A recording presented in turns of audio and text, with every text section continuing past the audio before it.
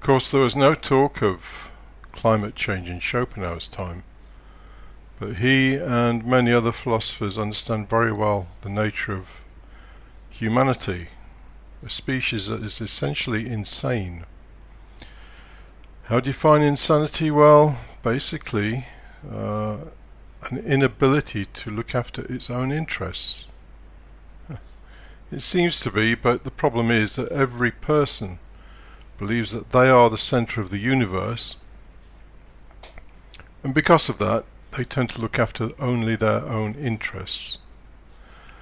And so when you have several billion people all behaving in that same way, then the whole thing starts to resemble a lunatic asylum. So I want to just quote very briefly from Schopenhauer's work on morals, which is worth reading. He says, "Egoism is colossal. It towers above the world. For if the choice were given to any individual between his own destruction and that of the world, I do not need to say where it would land in the great majority." I think you could change that and say, for if the choice were given to any individual between his own disadvantage and the destruction of the world, I do not need to say where it would land in the great majority.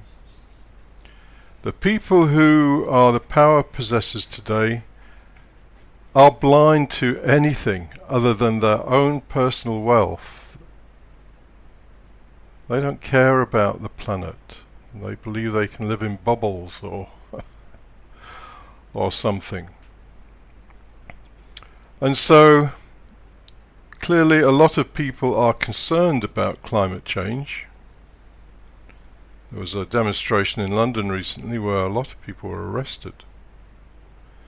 They worry about their own survival, and probably more than that, they're concerned about the survival of their children. So these people are not the power possessors. It would be interesting to see how many of these people would behave in this way, by demonstrating against climate change, if they were in the position of a power possessor. Would they still protest, or would they be in there raking in the money, polluting the atmosphere? And you have to remember that the vast majority of people are those who use plastics and who throw them away. I saw a photograph recently of a beach in a particular country where people visit. They just throw their plastic stuff on the beach. It's littered with it. And so it's up to governments really to do something, but the problem is that many government officials are in the pockets of the capitalists, the real power possessors. So will there be any change, any radical change? Well, personally, I don't think so. I think humanity is sufficiently insane that it will probably destroy itself. And you have to remember that life is not just one pretty progression from one thing to another. Destruction is a part of life as much as creation.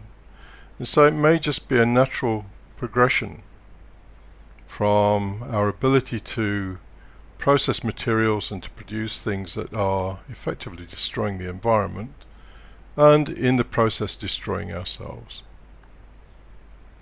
It remains to be seen whether the power possessors have 1 ounce of sanity, but personally I doubt it.